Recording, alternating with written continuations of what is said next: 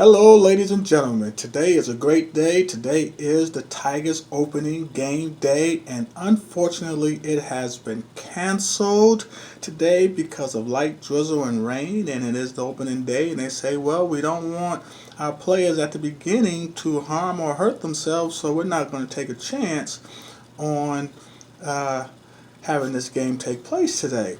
So I thought, well, I was ready. I got my Detroit cap on and was going to meet a few buddies down there, but things changed, so that's good. So I said, well, now would be a great time to talk about your team and what are you doing as far as your life, as far as business is concerned. How is your team coming together? How are you growing? Have you brought up the anticipation that's needed or necessary so people will be interested in your life and your business, things that you have going on? This isn't just about a Tigers game, but it's more about the legacy that has been imprinted, and we all can learn from historical areas or historical teachings and things that have been done historically. And one of the things is just building up the hype in your life and your business. And so that's what I kind of want to talk about today. And before I get started, I want to say welcome again. My name is Sean Taylor, the Business Doc.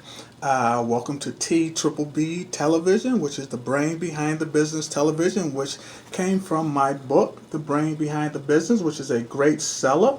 I would suggest that if you are in business, you're thinking about going into business, this will be a great reader. This is like your reference guide to answer a lot of questions that you may have in your brain or in your mind before you actually go into business, or you're in the business and you're stuck and you can't seem to get answers. This is a great resource and reference that you can utilize to make good decisions based on where you are going.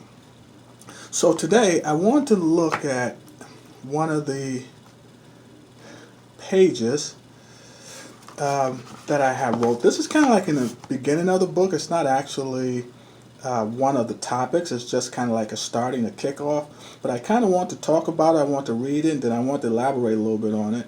And just to give you some information and my take and my background on why starting a business, you should have some type of experience in it.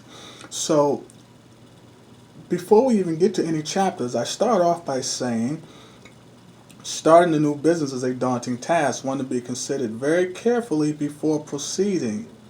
One should never enter any business as an owner unless one already has experience in it, whether it is as an employee, as an associate, or one who has some other concrete experience or knowledge in the field. If you don't have that experience, you should consider getting it before starting a business of choice. Successful business owners have considerable knowledge about the business they are about to undertake. However, this knowledge should be organized and quantified early on in the process. This will force one to answer some very hard questions to determine if you and your organization have the capabilities to succeed. Now, I kind of wanted to talk about this in the book because a lot of people, a lot of my coaching clients, they come to me, and those who are financially stable, a lot of people want them to invest in businesses that they don't know anything about. And as an investor, I mean, sometimes it's a risk, regardless of however you look at it and however you do it. But it needs to be more of a calculated risk. And I say this because that whenever you're going into anything, you don't want to come in as a disadvantage. And when you don't have any knowledge, any experience in what it is you're about to undertake, whether it's starting a business or investing in someone else's business, you at least want to be coherent on what's involved in that business. And so, not saying that you have to be the master of that business, but you need to have the withal. You need to have your own knowledge and education as far as what's going to happen, how are things made, what is the profits like, what are the down times. I mean, these are just things that you need to understand so you won't be, as I stated, at a disadvantage. I mean, I think it would be ludicrous to invest in anything that you have no knowledge about. And once again, it's not about you being an expert in those areas, but what it is about is being able to understand and know when there's red flags that need the right questions to be asked, or the right professionals to look into that area. And so once again, I wouldn't recommend going into any business that you have no knowledge about. To me, that's like committing suicide. It's like just jumping off a bridge and hoping that wings grow off your back, and that's just not going to happen. So I do recommend that you have some type of knowledge, some type of experience, just to equip yourself. So when you're in business and you're starting a business, and you should hire the right professionals. Don't get me wrong with that. Definitely, you want to hire your marketing, your finance people, your sales force, all of those. But you need to have a little knowledge in each one of those areas, so when things kind of get off track or unaligned, that you are knowledgeable enough to actually understand that something isn't right, and you can address those issues when they exist.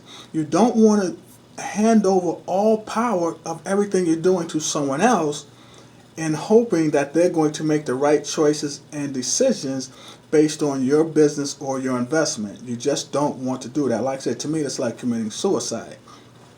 So before you invest, before you start a business, you definitely want to understand each area of the business that you are starting or that you're investing in.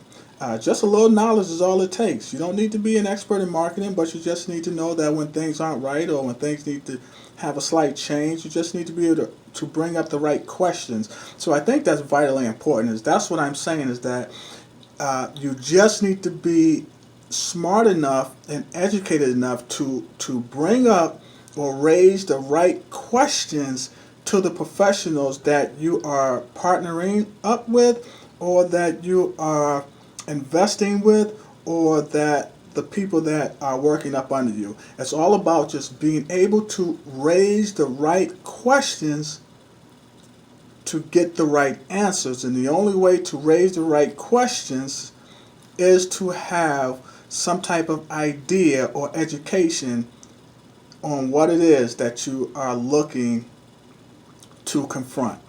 So that is what I want to say today, and I hope that this helps someone who's starting a business, thinking about investing in business. Don't be so keen to jump aboard everyone who comes to you with great ideas, and they may be great ideas, but I recommend to do your own research because the world is always looking for followers, but sometimes we have to lead ourselves. And the way to lead is to be educated on a lot of different things. And if someone brings a great idea to you, it may be great to them, but when you really break it down, it may not really be a great idea to you. And this is one of the reasons why so many small businesses fail in their attempts to be successful in business. So that is my time, ladies and gentlemen. I hope you enjoyed what you heard today. I hope that it will impact some of you. And we have to be ready and prepared, just like the Tigers, on this rainy day. I will see you, yes you, at the top.